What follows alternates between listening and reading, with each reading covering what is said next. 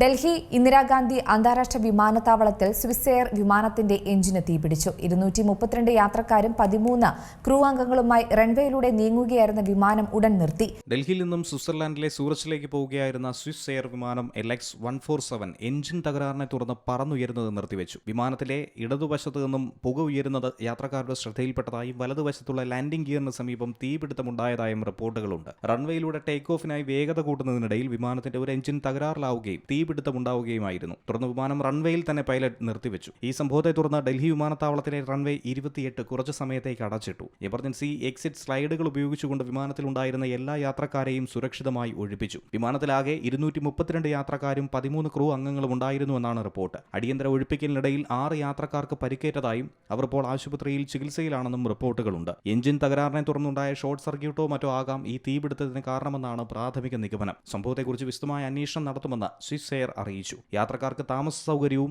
ഇതിന് ബദലായി പകരം യാത്രാ സംവിധാനങ്ങളും ഒരുക്കി വരുന്നതായി എയർലൈൻ അധികൃതർ വ്യക്തമാക്കി. National desk, C Malayalam news. ഏറ്റവും പുതിയ വാർത്തകളും വിശേഷങ്ങളും വിരൽത്തുമ്പിലറിയാൻ സി മലയാളം ന്യൂസ് എല്ലാ ഡിജിറ്റൽ പ്ലാറ്റ്ഫോമുകളിലും ലഭ്യം.